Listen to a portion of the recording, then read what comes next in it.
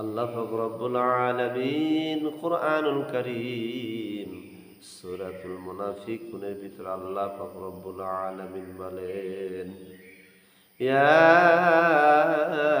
আইয়ুহাল্লাযিনা আমানু লা তুলহিকুম আমওয়ালুকুম ওয়ালা আওলাদুকুম আন যিকরিল্লাহ ওয়া মান ইয়াফআল যালিকা ফাউলাইকা হুমুল খাসিরুন। وأنفقوا مما رزقناكم من قبل أن يتأحدكم الموت فيقول ربي لولا أخرتني إلى أجل قريب فصدقكم من الصالحين ولن يؤخر الله نفسا إذا جاء أجلها والله خبير বিমা তা'মালুন।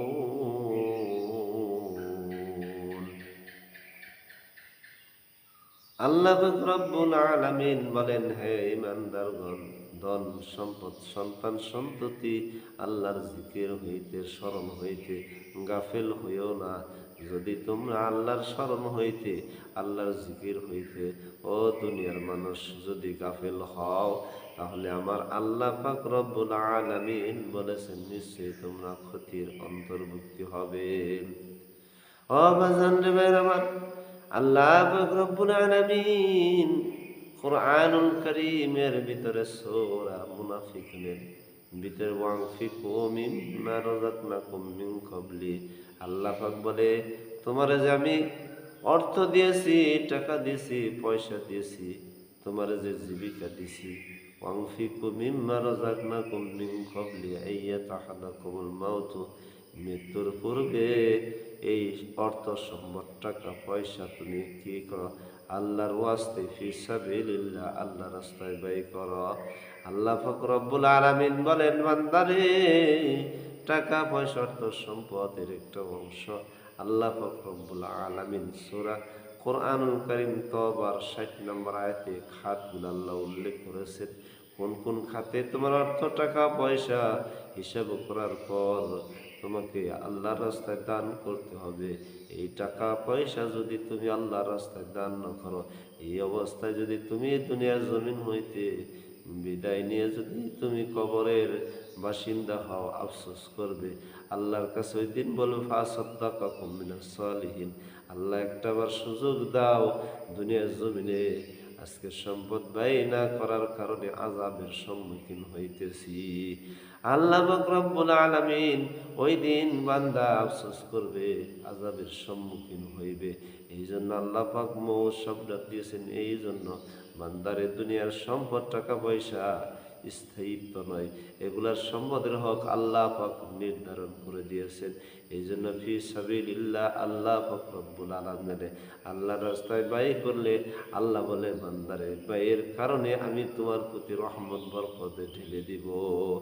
এবং ব্যয় করার পরে আমার আল্লাহ পাক রব্বুল আলামিন বলে, বান্দারে একটা বান্দা যদি তার অর্থ পাওয়ার পর, টাকা পাওয়ার পর, সম্পদ পাওয়ার পর আল্লাহ সঠিক রাস্তায় ব্যয় করে, আল্লাহ তার প্রতি খুশি হয়ে যায়, তার সম্পদের টাকার মধ্যে আল্লাহ পাক বরকত বাড়াইয়া দেয়। বলি সুবহানাল্লাহ। এই জন্য মৃত্যুর পূর্বে সংশোধন হতে হবে, মৃত্যুর পরে হলে হবে না, ওখানে আযাবের সম্মুখীন হবে। এই জন্য হজ এবং দান, যেমন রাসূলুল্লাহ সাল্লাল্লাহু আলাইহি সাল্লাম বলেছেন, ইসলামের ভিতরে 5টি যেমন স্তম্ভ রয়েছে, তার মধ্যে একটি হল হজ।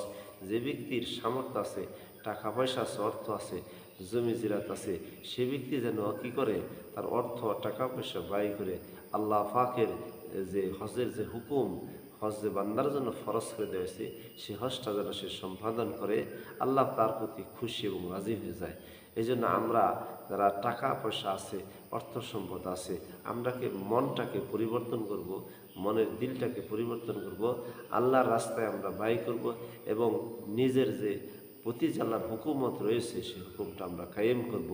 আল্লাহ পাক রব্বুল আলামিন বলে, লা ইয়াখিরাল্লাহু নাফসান ইযা জাআ আজালুহা আল্লাহু খাবীরুম বিমা তা'মালুন। বান্দা সেদিন আফসোস করবে, আল্লাহ পাক রব্বুল আলামিন একবার দুনিয়ার জমিনে আমারে পাঠাও। কোশ্চিনকালেও আল্লাহ পাক রব্বুল আলামিন বলে, সম্ভব না, যেহেতু তোমাকে নির্দিষ্ট একটা হায়াত, নির্দিষ্ট একটা সময় আমি দুনিয়ার জমিনে বেঁধে দিয়েছিলাম। নির্দিষ্ট সময়ে তুমি ভালো কাজ করো নাই, আজকে আফসোস করলেও কাজ হবে না। আল্লাহ খবীরুম বিমা তা'মালুন, আল্লাহ বলে আমি সব কিছু অবলোকন করি, দেখি। তাহলে এই জন্য আমরা যারা এখনও যাদের অর্থ টাকা পয়সা আছে, আল্লাহর রাস্তায় আমরা যাইতেছি না, মক্কা মদিনা জিয়ারত করতেছি না, টাকা পয়সাকে স্তূপ করে রেখেছি, আমি মৃত্যুর পরে আল্লাহর দরবারে কি জবাব দেব? ইসলামের 5টি খুঁটি, যে একটা ঘর দিতে গেলে যেমন খুঁটি লাগে, তো ইসলামের মূল 5টির মধ্যে একটি হলো হজ করা।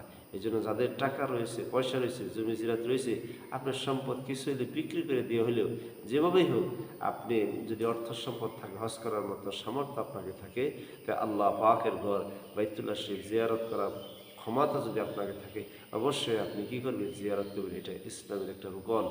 এই জন্য আমরা আল্লাহ পাক আমাদেরকে তৌফিক দান করুক, যাদের এরকম হজ করা। আমি মনে করি আমাদের দেশে বা আমাদের গ্রামে, আমাদের সমাজে অনেকেই আছে যাদের হজ করার মতো সামর্থ্য আছে। আল্লাহ যেন তাদেরকে তৌফিক দান করেন, তারা যেন বাইতুল্লাহ শরীফ জিয়ারত করার মতো মনকে আল্লাহ যেন তাদের তৈরি করে দেন। বিশেষ করে দানের সম্পর্কে বললাম যে দান এরকম একটা জিনিস যে আপনার সম্পদ থেকে আপনি দান করলে আপনার সম্পদের কমতি হবে না। রাসূলুল্লাহ সাল্লাল্লাহু আলাইহি সাল্লাম বলছেন, বান্দা যখন তার হাত দ্বারা দান করে, দানের বদলতে বান্দারে তার সম্পদের মধ্যে বরকত, তার কাজের ভিতরে বরকত আমি আল্লাহ ঢেলে দিই। রাসূলুল্লাহ সাল্লাল্লাহু আলাইহি সাল্লাম বলেছেন, বান্দার সম্পদ দান করলে বান্দার সম্পদ কেউ না কমবে না, বরঞ্চ বান্দার সম্পদ দ্বিগুণ হয়ে যাবে। সুবহানাল্লাহ। এই যে রাসূলুল্লাহ সাল্লাল্লাহু আলাইহি সাল্লাম বলেছেন যে সেই দিন আরশের নিচে ছায়া পাবে আর এক প্রকার লোক হলে যে ব্যক্তি দান করবে, ওই দানশীল ব্যক্তি তার ডান হাত দিয়ে সে দান করবে, বাম হাতও টের পাবে না। ওই ব্যক্তি সেদিন আরশের নিচে আল্লাহ পাক রব্বুল আলামিন ছায়া দিবেন। এই জন্য বাজানো ভাইয়েরা, আমরা যে যেখান থেকে শুনতেছি, আল্লাহ পাক আমাদের এই বিষয়গুলো বোঝার ও মানার তৌফিক দান করুন।